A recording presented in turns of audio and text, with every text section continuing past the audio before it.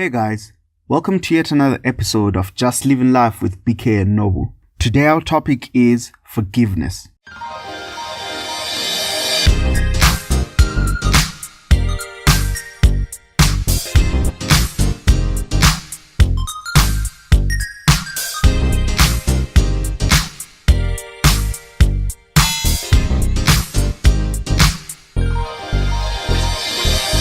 In our previous episode, we spoke about the importance of giving a sincere apology and giving an apology in the way that is best understood by your partner. This week, we're talking about forgiveness because after an apology has been given, the only healthy response to that apology is forgiveness. But of course, this is not always the easiest thing to do. But holding on to a wrong after an apology has been given can cause an emotional barrier between the two of you, which ultimately leads to a lot of unhappiness within the relationship. Sometimes when an apology has been given and we don't feel like forgiving or we don't want to forgive, we just let things be and ignore the issue. But this is a bad idea because the issue will remain there and one day it might come back to cause even more pain and hurt, and it might even come back bigger than it actually was in the first place. So it's important to let go and forgive. However, forgiveness can't be demanded. If you have been the wrongdoer and you're the one who was apologizing, you can't demand the person to forgive you. You need to let them process the thing, let them take their time to accept your apology. But I'll say this to the one who has been wronged. When somebody has given a genuine apology, at the end of the day, not forgiving that person hurts you, the one who has been wronged, than the one who actually committed the wrong. So let go for your own freedom and for the sake of happiness within the relationship. Now understand that forgiveness is a decision. Forgiveness is not saying there was no wrong that was committed or I cannot see any wrong, but it's a decision to say, whilst there was wrong that was committed and I have a right to demand justice from this situation, I'm choosing to extend grace to my partner instead of requiring that I get justice for the wrong that they did to me. Now, this is not always easy, especially if the offense was big and has terrible effects. But it's always healthy to choose the way of forgiveness. That's true.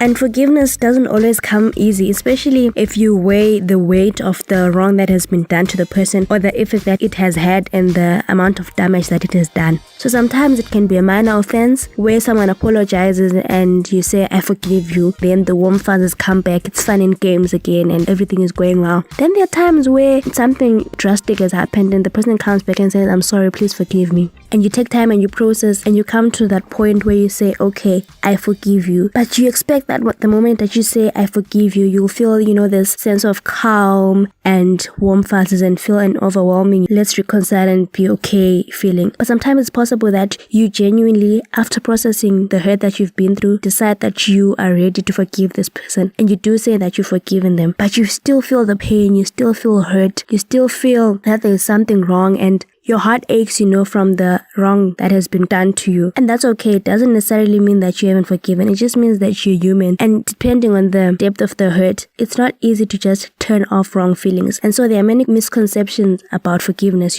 There are many things that people attach to forgiveness and conditions that they put on forgiveness to say that if you're forgiven, then you should be able to start smiling and laughing immediately after. But that's not always the case. So we're just going to run through 4 misconceptions that people have about forgiveness and to rebut those misconceptions. So the first one would be that forgiveness doesn't destroy our memory. So there's some people who believe that if you can still remember and recall what happened, then you haven't forgiven. Or those who say forgive and forget, and they term that as the only true forgiveness. And that's not necessarily true. Our brains store memories because they are brains and that's how they work. And sometimes those memories are stored subconsciously. So it's not that you literally say, I want to hold on to this thing and continue to remember. But especially with things that cause deep pain and hurt, the brain is likely to store those things somewhere in our subconscious. And so it might happen that along as life goes on, there are some triggers that make you, remember the hurt that you've been through. That's okay. It doesn't mean that if you can still recall, then you haven't forgiven. And many a times it's okay to remember, because it helps you to avoid those situations that put you in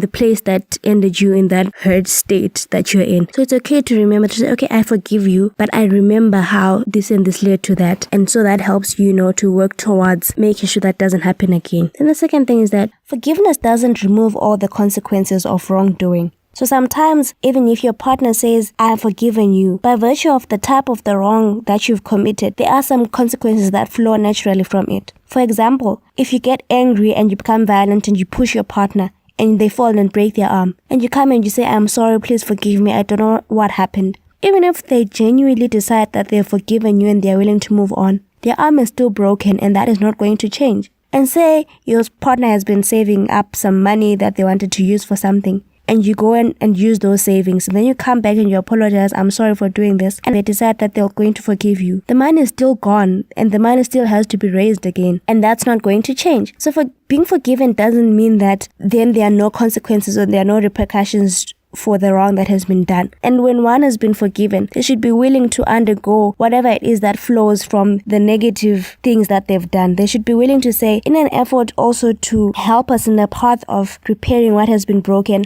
I am willing to bear the burden or bear the consequences of what I did wrong. The third thing is that forgiveness doesn't automatically build trust. Trust is a very fragile thing, and once it has been broken, it is very difficult to repair or recover. And some measures may need to be taken after the forgiveness has been given in order to rebuild that trust. Now, if you forgave somebody but you don't immediately trust them, don't feel like you haven't actually forgiven them. It's because when a wrong has been done and you genuinely expected something of somebody and they did something else, it will take time for you to give them that opportunity or to put them at that same level where you afford them the same trust that you had before. And there may be a couple of things that they need to do to ensure that they can show you that you can now trust them. But if trust has been broken, there needs to be a proper process that allows for that trust to be rebuilt, even after forgiveness has been given.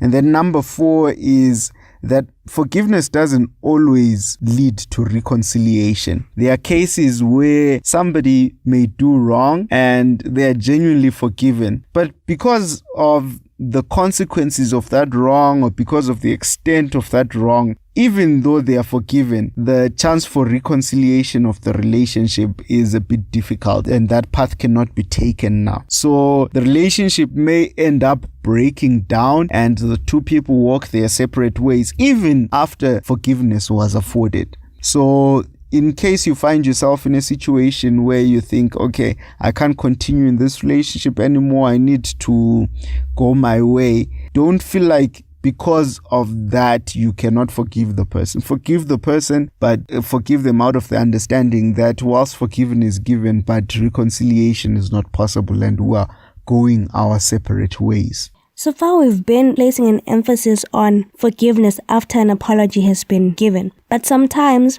the person who has wronged us might not apologize. They might not even see anything wrong with what they've done. Or where they see that they've committed some wrong, they might choose not to apologize, maybe to protect their ego, or because they are too proud, or because they believe that maybe you wronged them too. It's important to extend forgiveness even when the person who has wronged you does not seek it. This is because it liberates you and it sets you free from the burden of holding on to the hurt and to the disappointment. When you forgive, you are choosing to let go. You are choosing to say, I am not going to dwell on this. I am choosing to move past it. Like we said earlier, it's a decision. So you should never let someone's failure to apologize or someone's failure to see a wrong in what they did rob you of your happiness or make you hold on to negative emotions. When your partner doesn't see anything wrong or refuses to apologize, choose still to forgive, because ultimately it sets you free and it helps you to move on and to heal. Like I said earlier, forgiveness is a process. It might come easy or fast when the wrong is small, and it might be harder and more painful and take a lot of time where the hurt has been deep. It's okay. Take the time that you need to process. Take the time that you need to understand what has happened, to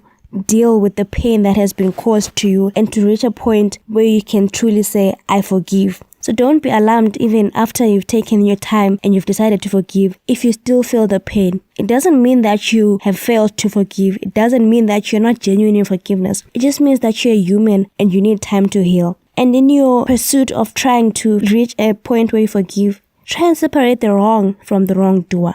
So in trying to find how you can move past what has been done to you, a good thing to do is to appreciate your partner's good qualities. To say, okay, they wronged me in this at this time, but ultimately I know my partner is a good person. You admire their characteristics, you admire the things that they do right, and bigger than that, you give them the benefit of the doubt to say, okay, they wronged me, but I know that they love me and I know that they would not intentionally hurt me. So what you've done there is to separate the wrong from the wrongdoer. And because you see the wrongdoer for who they are, for the good person that they are, it makes it easy for you to say, okay, I'm going to move past this one thing they did wrong because of the greater good that is in them. And it helps you to move on and to say, I love them and I'm going to let this go because ultimately I chose to be with them and I must have chosen to be with them because they're a good person, and this helps you to heal. So forgiveness is a process. You don't need to rush it. There is no clock on it. There is no given time to say for such and such an offense it takes this long. But the faster that you forgive, the faster it is for you to move on, and the easier and the faster the harmony is restored in a relationship. Once again, thank you for listening, guys. We really appreciate your support and we hope you find as much usefulness in this content as we do. Thank you for the amazing support that you guys gave us on our first major video on our YouTube channel. We know that the podcast is our main production and this is where we put most of our efforts, but we decided to start to engage you guys on YouTube, and you guys showed us some major support. And on our first week, the video has had over 100 views. It has had, it's the first time we're getting so many comments on the video, and we really appreciate that. Thank you for the support. Please keep it coming, and don't forget to subscribe to the YouTube channel. Leave a comment, share it with your friends if you like it. And one more thing, we're now on IGTV. So all those of you who are on Instagram, check out our IGTV channel, leave a comment and share with your friends. Help us to grow, help us to keep sharing the lessons that we learn. And who knows, maybe we will make the world a better place when we make relationships happier. Alright, that's it guys. Have a good week. Goodbye.